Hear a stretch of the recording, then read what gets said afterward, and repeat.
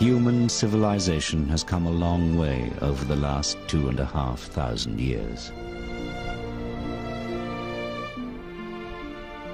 This ancient classical world must have been a very different place to our modern age. A time when life was much simpler. A time without the stresses of modern life, in a world without computers and information technology. But we may soon have to change our idyllic view of the ancient world.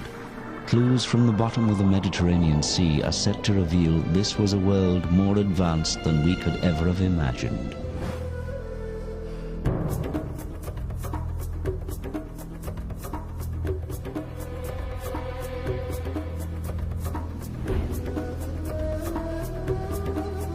In Ancient Discoveries, we will travel back in time to discover the amazing ancient roots of technologies we like to think of as modern. New research is beginning to suggest that many of the inventions of the last 200 years may, in fact, have already been known to the ancient Greeks and Romans. Much of what we have recently discovered, we may, in fact, have just rediscovered. The Greeks and Romans were also intensely practical people. Many of the things which they devised, planned and invented proceeded by 2,000 years, things that we like to think of as modern.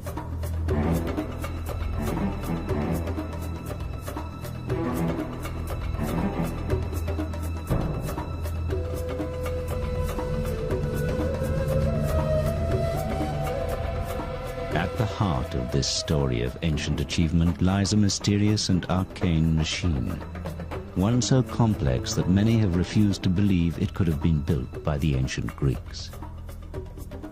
Hidden for centuries beneath the Mediterranean Sea, encased in thick corrosion, it remained an enigma until 20th century science glimpsed inside.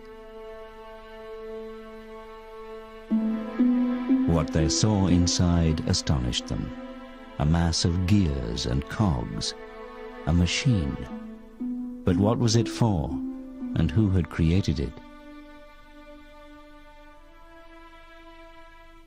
For 100 years, it has been a riddle which intrigued but baffled those who tried to understand the mysterious object known as the Antikythera mechanism.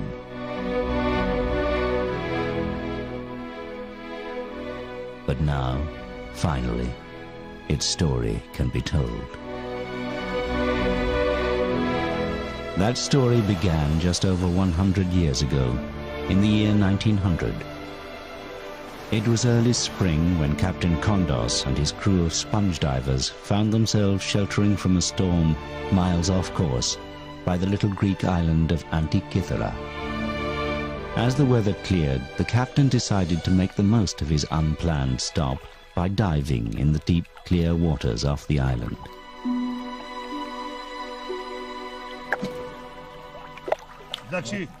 The water was deep, some 200 feet, but then the deep water was where the best sponges were found.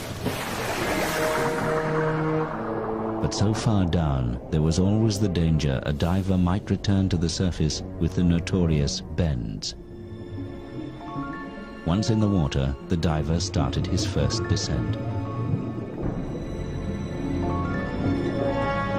But what awaited him on the bottom were not sponges. As he looked around, he saw what appeared to be dead bodies scattered in all directions. Terrified, he quickly signaled to be pulled back to the boat.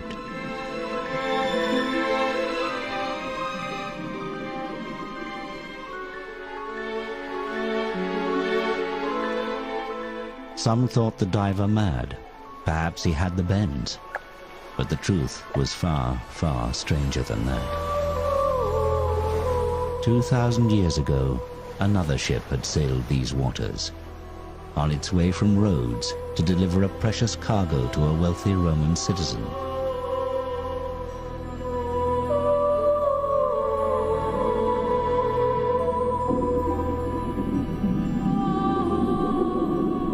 Just like the sponge divers, this ship had also been caught in a storm.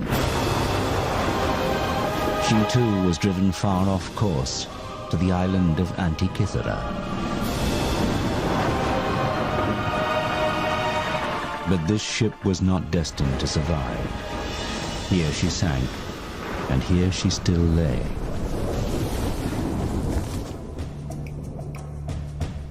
Captain Kondos sent another diver to investigate the wild story of bodies. What had at first appeared to be dead bodies were in fact the most beautiful marble and bronze statues imaginable. The remnants of that ancient wreck. Along with the statues, other treasures such as decorated Greek vases and jewelry were winched to the surface.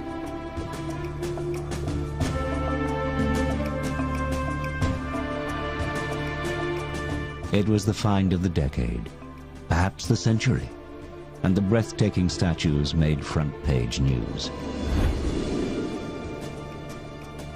One of the most perfect bronzes recovered was named the Antikythera Youth. The piece was universally acknowledged as a work of genius.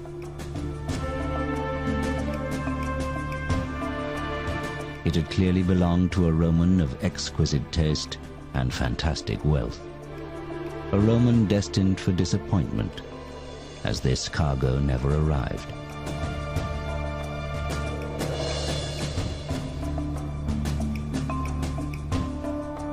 Along with the youth, a find known as the Philosopher's Head were the highlights of the wreck. Two faces that had not been seen by the world for over 2,000 years. But the greatest work of genius from the wreck still lay unrecognized. This rusting lump of corrosion held the key to one of the greatest periods in human history, the Hellenistic period, and perhaps the greatest achievement of that time.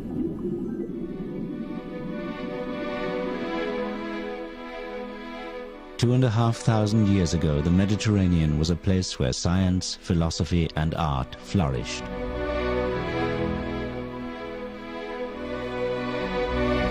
The Greeks, known as Hellenes, were living in what many regard as a golden age. They had invented democracy, opened up the fields of mathematics and science, and introduced the world to philosophy. They were inquisitive and inventive, no different in many ways from us today.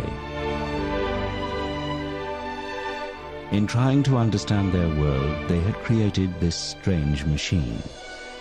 All their 21st century descendants had to do was work out what they had created it for. Part of that answer lay far from Antikythera, in a London museum display case. 20 years ago, Michael Wright, curator of engineering at the Science Museum in London, came upon another mysterious ancient mechanical device. Although much less complex, there were similarities with the Antikythera mechanism. We call this the Byzantine sundial calendar. We think it dates from about 500 AD. It appears to be a sundial which is also a mechanical calendar.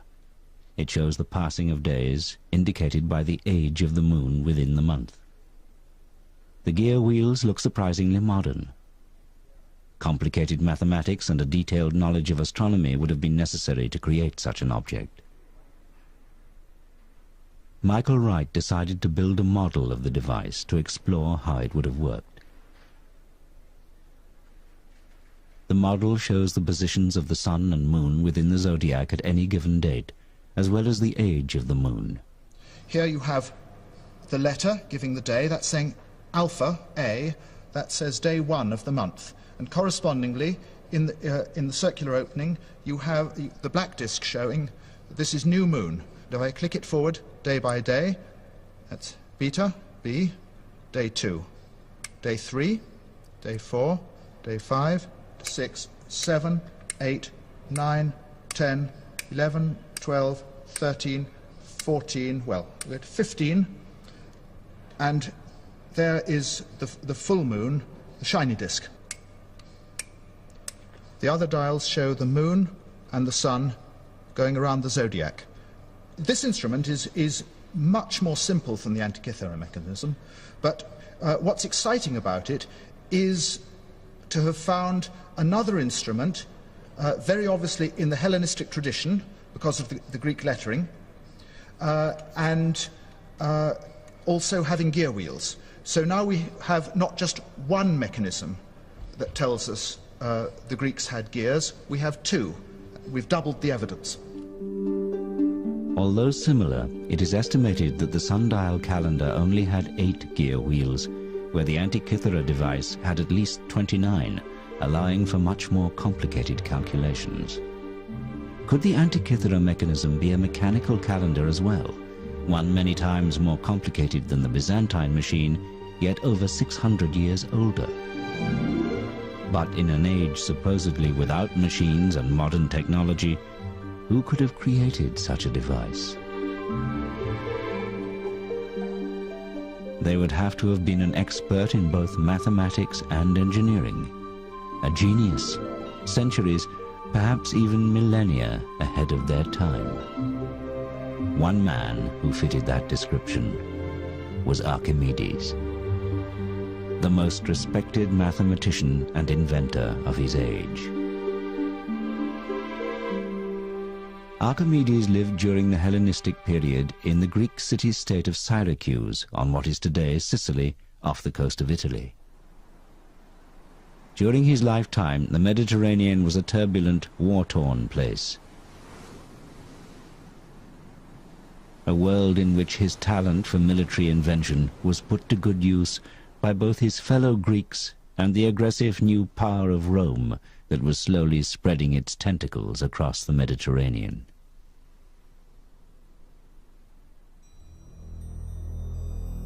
Today, he is perhaps best remembered for the revolutionary invention known as the Archimedean screw, used to move water or seeds uphill.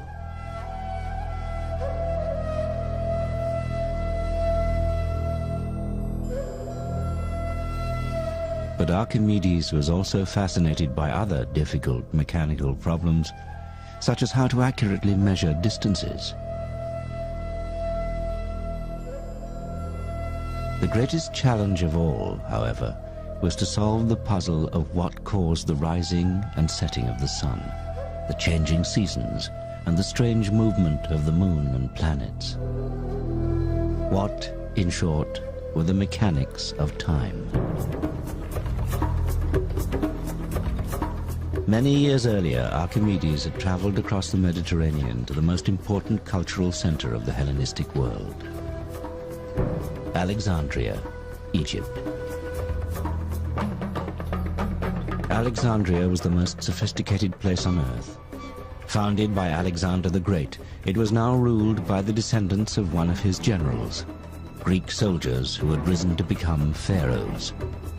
It was a unique place, the meeting point of the age-old civilizations of the Mediterranean, a city of Egyptians, Greeks, Romans, and Persians. Here they combined the wisdom of the pharaohs with the brilliance of Greek philosophy to create the intellectual powerhouse of the ancient world. And it was here that the young Archimedes would be inspired by the work of a mechanical genius called Ctesibius. He would have a simple but brilliant idea that would literally change time forever.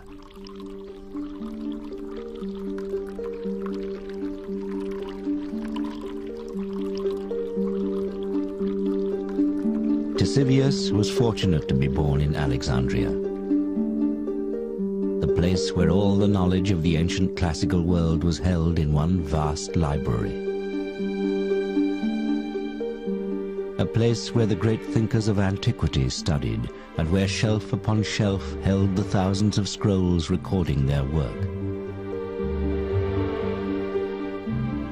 The library was such a famous institution that people came here from all over the world to learn and invent.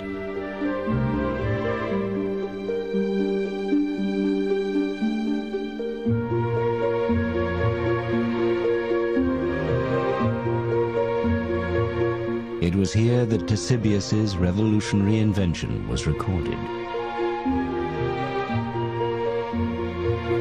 where the young Archimedes may first have read of his work.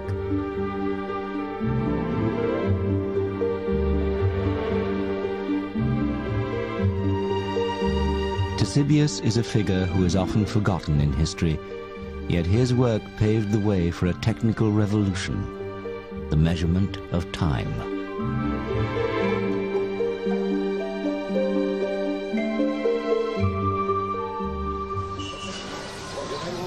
Yet Ctesibius came from humble beginnings. He was the son of a simple barber. As a young man, he had worked in his father's barber shop in Alexandria, inventing gadgets such as adjustable mirrors. And here he was surrounded by the constant dripping of water, which would inspire his great invention. Ctesibius knew that for thousands of years the Egyptians had used ordinary water timers to mark the hours of the day. The famous Karnak water clock is one example. Despite the intricate hieroglyphics, strange symbols and images of gods and animals, it's a simple device, as this reproduction shows. It was filled to the top with water, and as it drained out through a spout at the bottom, the time could be read as the level dropped.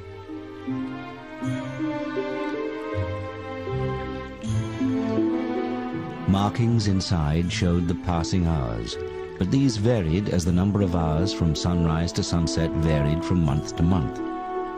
The clock allowed the ancient Egyptians to measure the passing of time during the day or night, but this was still only a timer, not a constant clock. In sophisticated ancient Greek society, the ability to tell the time accurately had become extremely important. Their society needed order and schedules, which meant they had to be able to tell the time accurately. Sundials could be used at certain times and can be seen on important surviving municipal buildings, such as the Tower of the Winds in Athens.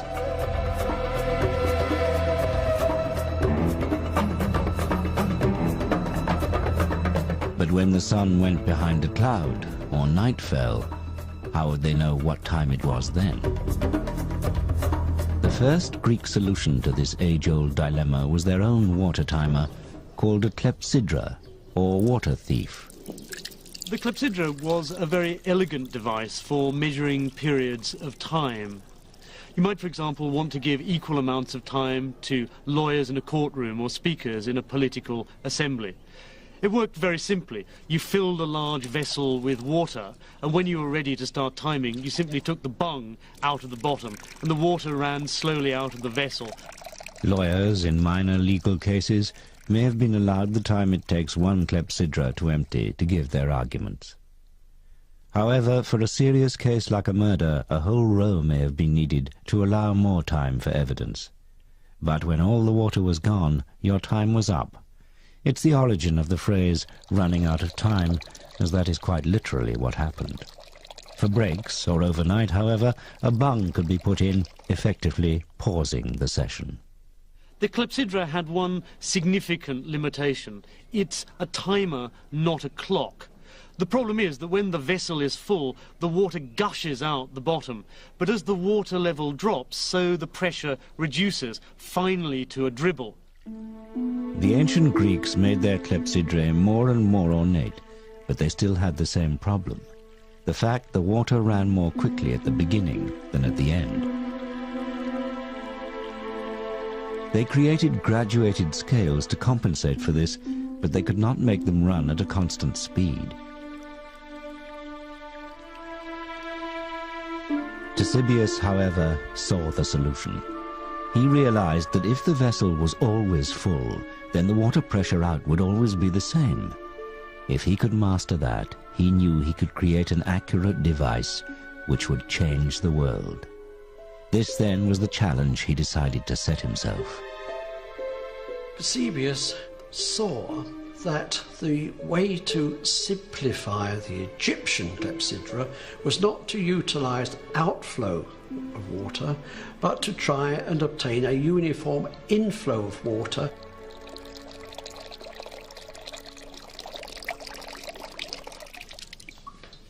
Dr. Alan Mills, a research fellow from the University of Leicester, has used classical references to Ctesibius's work to build a replica of one of his earliest water clocks.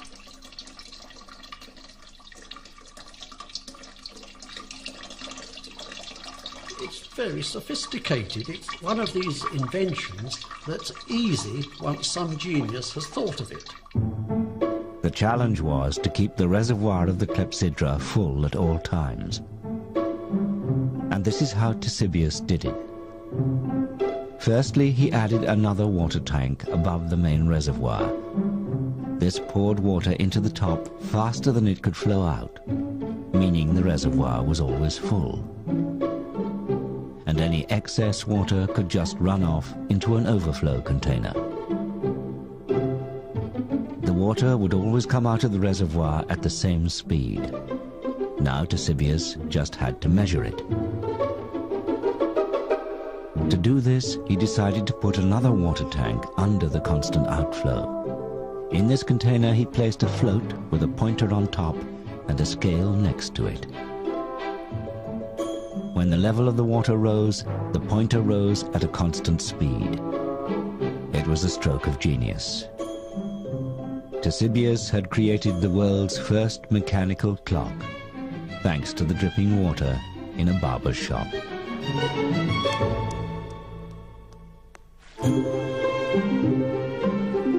He had harnessed the power of water and, in the process, he had become the master of time. But measuring hours and minutes was only the start. What else could this unique water clock do? The answer to that was kept here in the great library of Alexandria. Anyone in the ancient world wanting to understand time could come here and read Ctesibius's books, which described the wonderful machines he was now building and the whole new subject he had invented, hydraulics. Before long, his clocks were not just dripping taps, but ornate machines decorated with gilded figures of gods and animals. And their workings were yet more elaborate too. He devised a complex scale for the hours, shown here in white for the day and blue for the night. One cherub holds a vase from which drips the constant supply of water, whilst another travels up the scale holding the pointer that indicates the hour of the day or night.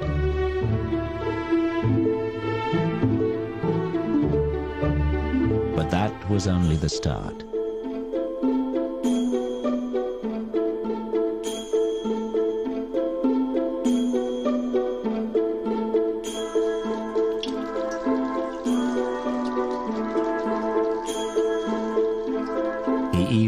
Water to sound a whistle and make a model owl move.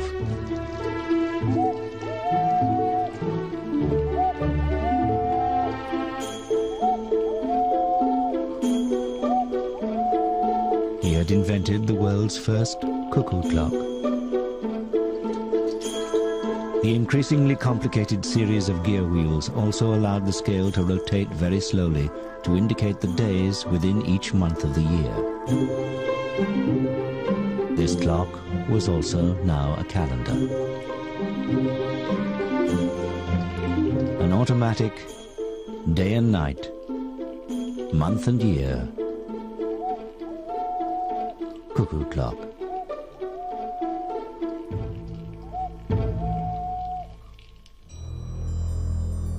Archimedes was clearly fascinated by Ctesibius's creations. He studied his clocks and used his own genius for invention to continue the work. In an Arabic translation of Archimedes' work, dating back over 1,000 years, we can see a tantalizing glimpse of his additions to a Ctesibius water clock.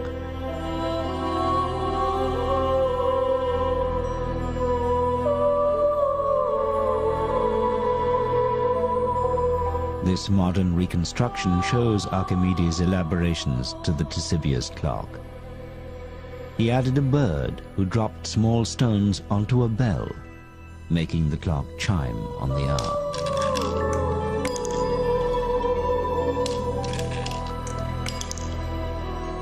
The woman is a gorgon with snakes for hair. When the bell chimes, you look up to see her eyes change color, indicating the time. This is the first automated chiming clock in history. One can only imagine the spectacle when Archimedes unveiled his daring design. In Greek mythology, anyone who looked into the eyes of the Gorgon would be turned to stone. But with Ctesibius' help, Archimedes could be the man who dared to look into the face of the Gorgon. Alexandria today is a busy modern port. A new building now stands in place of the famous library. Tragically, the original library was burnt to the ground, and with it was lost nearly all the knowledge of the ancient world. Only a very few ancient texts remain which mention Ctesibius' work. We may never know what else he invented, as not one single page of his own work survives.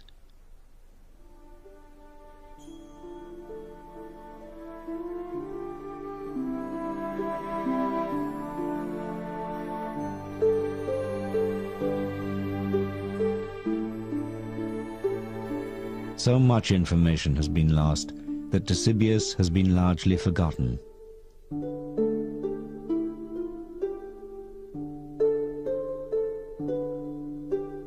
However, there is one legacy of his work, one clue, which is still standing. This unassuming tower, tucked away in a corner of Athens, is one of the best preserved buildings from antiquity. Its survival, almost untouched, is a miracle, and one due to the fact that for centuries it was believed to be the tomb of the philosophers Socrates and Plato. But this isn't a tomb. Carved on its 8 faces are clues to its real use. On each side, a worn sculpture of each of the 8 winds can still be seen, along with the sundial. It was actually built by an astronomer around 200 years after the death of Ctesibius, but is a monument to his genius. This building, now known as the Tower of the Winds, was the public clock of ancient Athens. Inside this tower, there once stood a huge and complex water clock based on a Ctesibius design.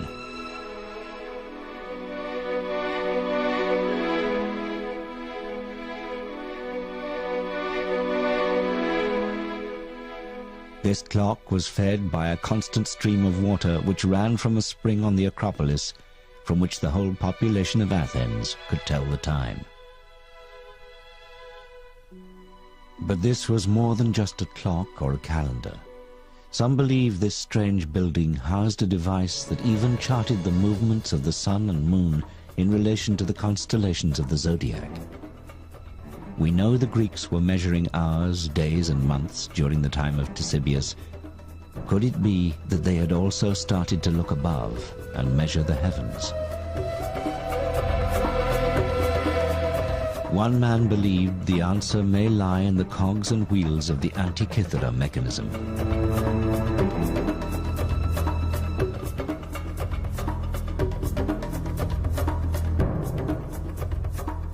In 1951, an English physicist, Derek de Solla Price, decided to find out for himself and examined the mechanism in detail for the first time.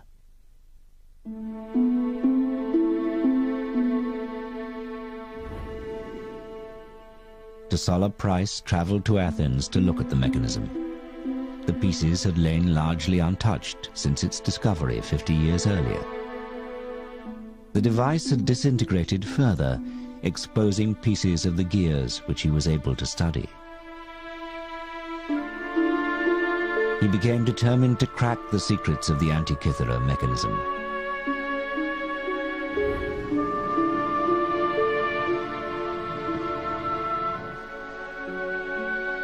De Solla Price spent much of his time at the National Museum of Greece in Athens, probing the secrets of this ancient enigma.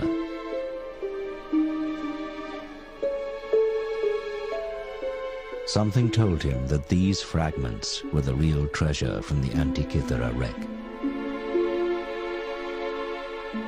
Using new developments in X-ray technology, he could now see what its discoverers 50 years before could not.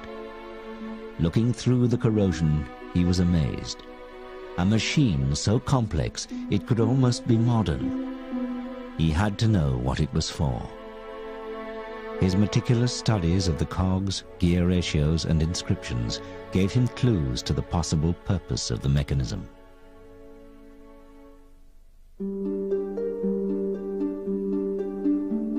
Remnants of a wooden box which held the device also had Greek writing on, which gave further tantalizing hints. Using this information, De Solla Price developed a theory and put together a model of how he believed the Antikythera mechanism could have worked. He realized the mechanism was an extremely sophisticated device for calculating the relative movements of the sun and moon. It also seemed to show the days of the month as lunar phases.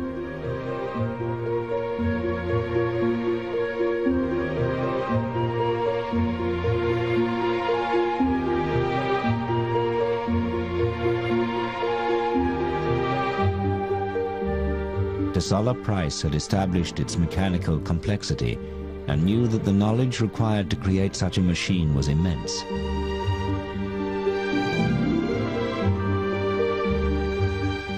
He believed that at the front of the mechanism a bronze dial showed the date and positions of the sun and moon.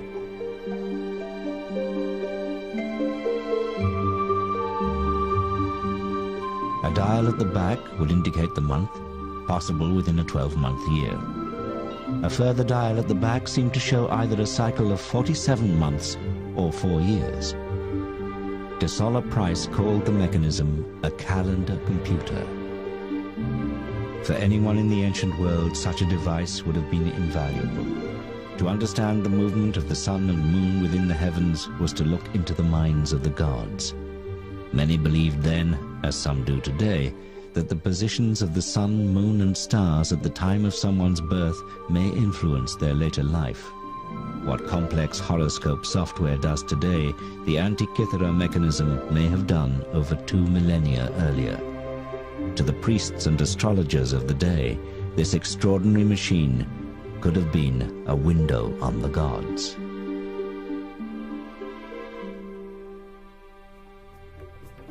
But where could such a device have come from?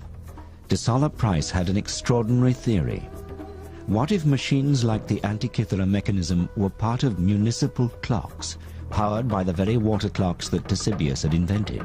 What if they were commonplace in the Hellenistic world? Was this the secret of the Tower of the Winds? Not just a sundial or even a clock, but an automatic model of the movements of the sun and moon within the universe. De Solla Price also suggested that building these machines was what had interested the great Archimedes. Perhaps the Antikythera mechanism was a later copy of one of Archimedes' machines.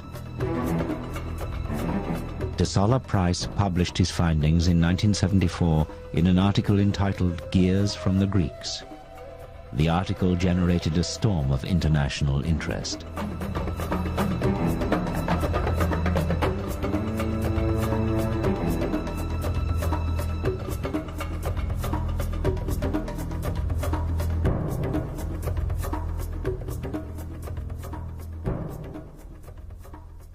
In particular, one man was to read that article and to spend the next 30 years pondering on De Solla Price's theory. When Michael Wright from the Science Museum first read the paper, he was immediately fascinated by the notion that the ancient Greeks had complex engineering. Wright decided to go to Athens to examine and re-X-ray the mechanism for himself. We've got this view with several of the pieces put together, and it helps me to build up a more complete picture of just how the gear wheels were arranged inside the box before it all fell apart. Although intrigued by de Solla Price's theory of the Antikythera mechanism, Wright believed there was more to the device than de Solla Price had realized. I went back and read Gears from the Greeks again and started to find problems with Price's account. That's when I resolved I really had to look at the thing for myself. But for Michael Wright to understand this strange device, he knew he needed to do more than just look at it. He needed to try to build one for himself. After de Solla Price's publication, many academics simply refused to admit that the mechanism could be so old. The complex gearing seemed too modern. How could ancient peoples have calculated and precisely cut the fine teeth on each wheel, they asked. Surely this was either a fake or a later machine that just happened to be lost on the site of the ancient wreck. So Wright set to work, determined to prove them wrong.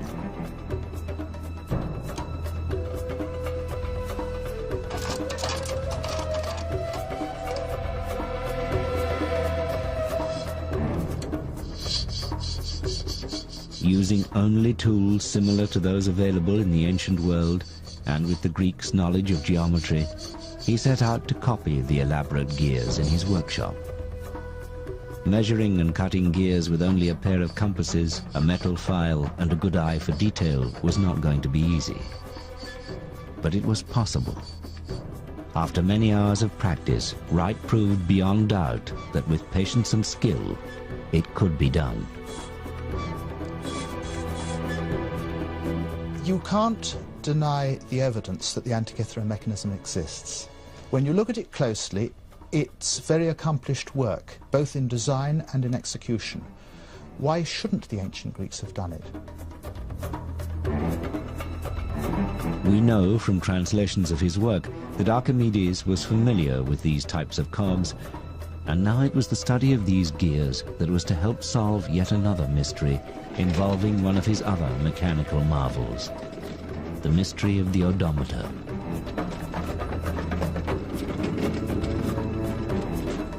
We all use odometers every time we get in a car. It's the device which measures the distance we've traveled. But remarkably, this device was in use long before cars and was crucial to the development of the Roman Empire.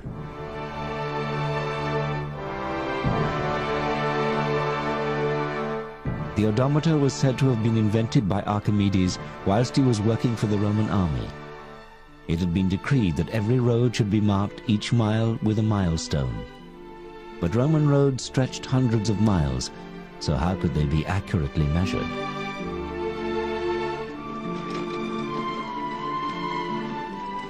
By creating a cart that could accurately calculate distance, Archimedes solved the problem and the milestones could be laid out.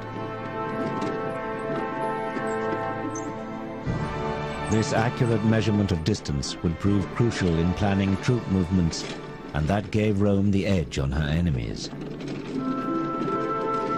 Archimedes had set the Romans on the path to empire and started a train of events that would ironically lead to his own death. Today, the most famous of Roman roads, the Appian Way, is still marked in places by the milestones that Archimedes' machine laid out.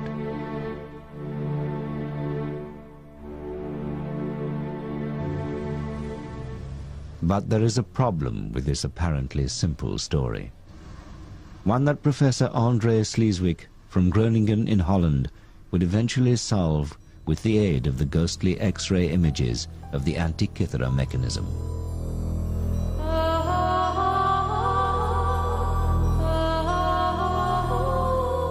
As no originals survive, the only clues to how the odometer worked are a few faded drawings in a Renaissance book based on a description of an odometer by a Roman author called Vitruvius. The drawings look fine on paper. The problem is when you try to build them, they don't work. Even Leonardo da Vinci attempted it. These are his sketches of an odometer which he attempted but could not successfully build.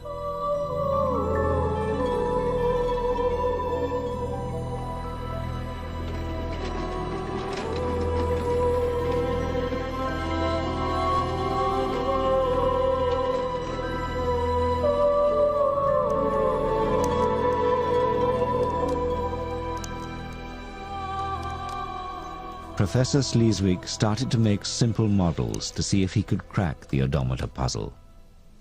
Then he developed a quarter-sized model. And this was a model with a difference. Where even Leonardo had failed, Sleeswig's model worked. The mechanics are simple. As the wheels turn when the vehicle travels, a gear with a single tooth pushes round a huge gear with 400 teeth.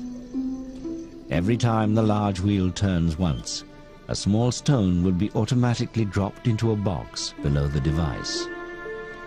This allowed miles to be measured.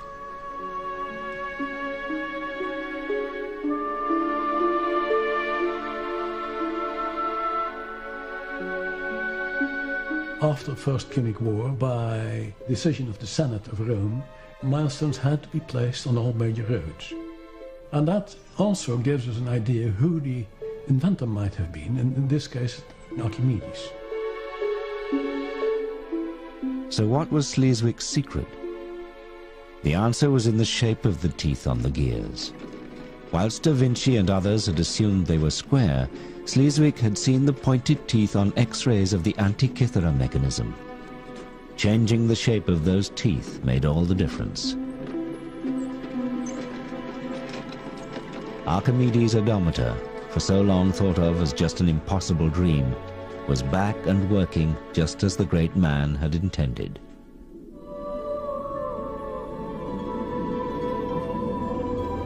All thanks to that most mysterious of ancient objects, the Antikythera mechanism.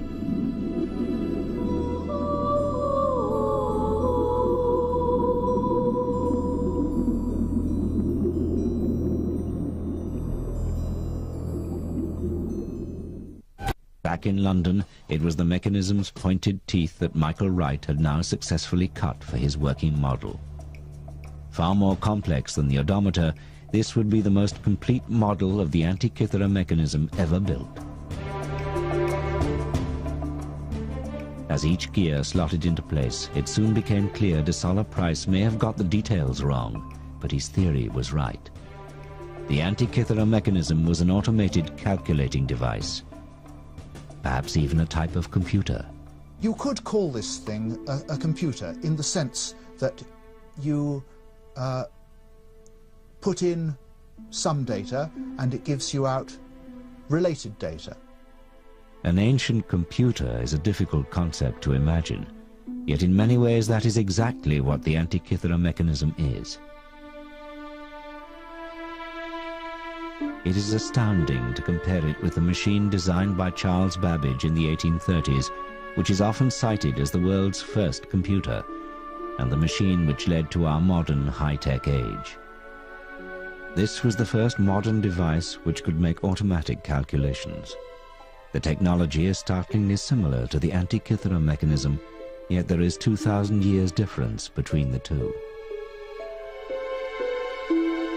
Wright believes that the Antikythera mechanism was more complex than de Solla Price imagined, and most importantly also showed the changing positions of the planets as well as the sun and the moon over time.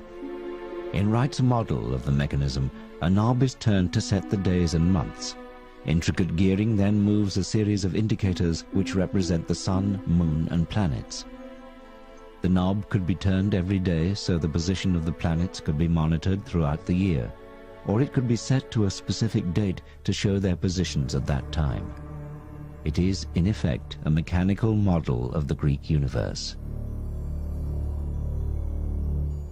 Today, astrologers need a complex computer program to carry out exactly the function of the Antikythera mechanism.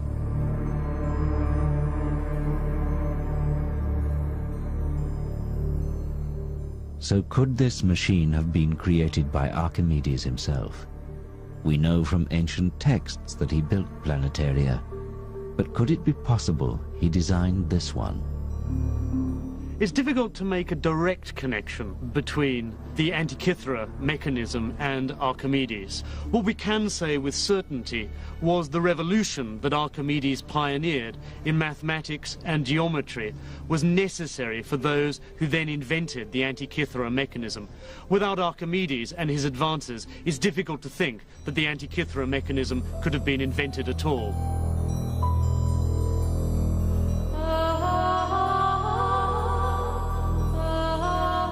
Archimedes' own life was cut short before he could finish his revolutionary work on mathematics and mechanics.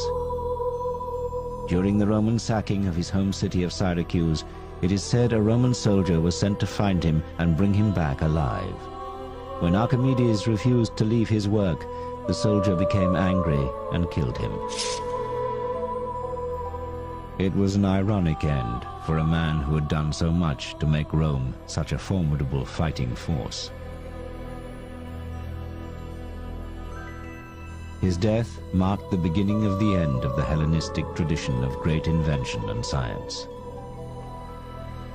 His work, however, was preserved, stored on the endless shelves of the great library of Alexandria, a treasure greater than any the Romans looted from Syracuse. But even that legacy was not to last.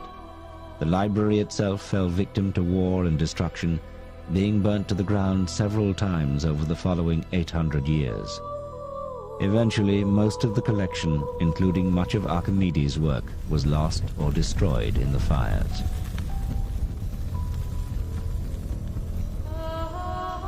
If only the library had survived, we may have inherited the insights of such great thinkers. Without them, we have been forced to reinvent much that we are only now realizing was already known over 2,000 years ago.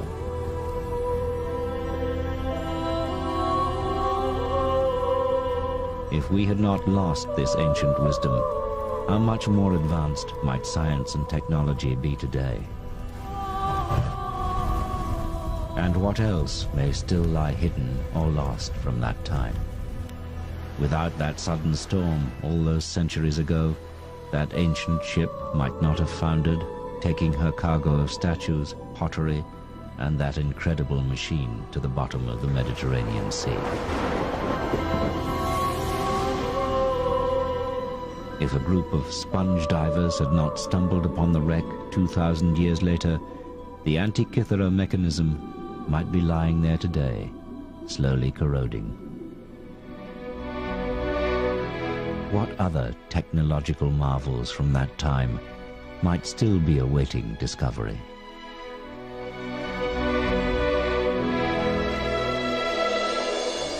I think that these mentions we have in the literature and this one instrument are just the tips of icebergs showing that there was a great deal more to this tradition that we haven't heard about. 2,000 years ago, there was a world more advanced than we had dared to believe, and more secrets may still lie waiting to be discovered. Ancient discoveries we are only just beginning to understand.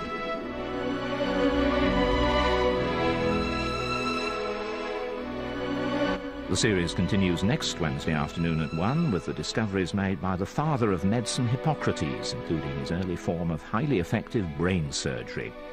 In just a few minutes, armchair travelling at its very best, and you don't have to tip the guide, with the conclusion of our tour of the 7 natural wonders of the world, all sights for sore eyes.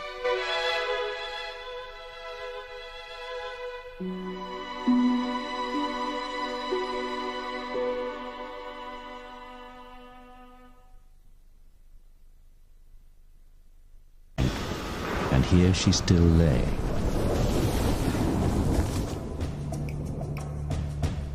Captain Condos sent another diver to investigate the wild story of bodies. What had at first appeared to be dead bodies were in fact the most beautiful marble and bronze statues imaginable. the remnants of that ancient wreck. Along with the statues, other treasures such as decorated Greek vases and jewelry were winched to the surface.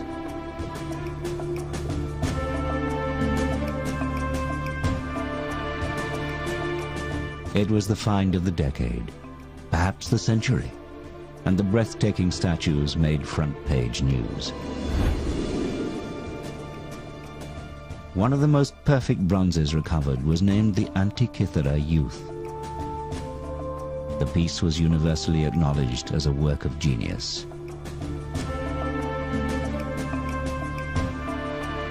It had clearly belonged to a Roman of exquisite taste and fantastic. Much of what we have recently discovered, we may in fact have just rediscovered.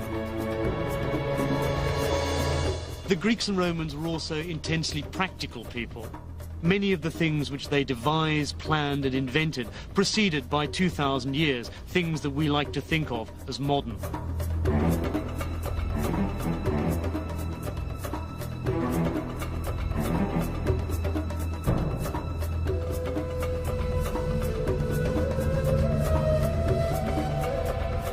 At the heart of this story of ancient achievement lies a mysterious and arcane machine, one so complex that many have refused to believe it could have been built by the ancient Greeks. Hidden for centuries beneath the Mediterranean Sea, encased in thick corrosion, it remained an enigma until 20th century science glimpsed inside. What they saw inside astonished them. A mass of gears and cogs, a machine. But what was it for, and who had created it? For 100 years it has been but what awaited him on the bottom were not sponges. As he looked around, he saw what appeared to be dead bodies scattered in all directions. Terrified, he quickly signaled to be pulled back to the boat.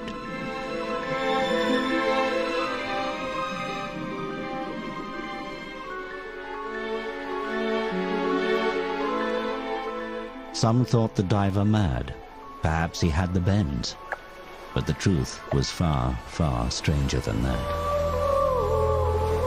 2,000 years ago, another ship had sailed these waters, on its way from Rhodes to deliver a precious cargo to a wealthy Roman citizen.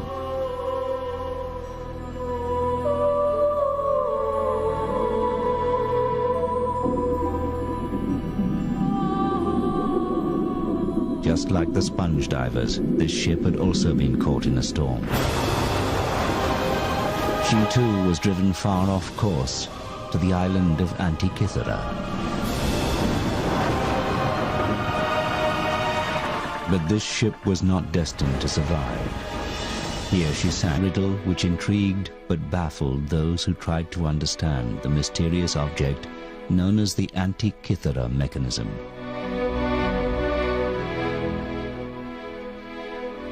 But now, finally, its story can be told. That story began just over 100 years ago, in the year 1900. It was early spring when Captain Kondos and his crew of sponge divers found themselves sheltering from a storm miles off course by the little Greek island of Antikythera. As the weather cleared, the captain decided to make the most of his unplanned stop by diving in the deep, clear waters off the island.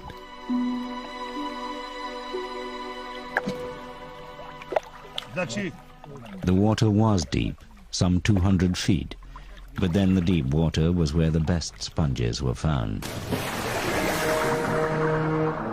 But so far down, there was always the danger a diver might return to the surface with the notorious bends. Once in the water, the diver started his first descent.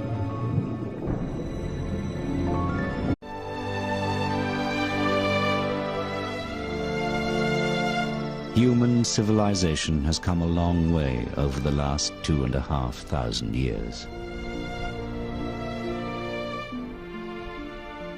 This ancient classical world must have been a very different place to our modern age. A time when life was much simpler. A time without the stresses of modern life, in a world without computers and information technology. But we may soon have to change our idyllic view of the ancient world. Clues from the bottom of the Mediterranean Sea are set to reveal this was a world more advanced than we could ever have imagined.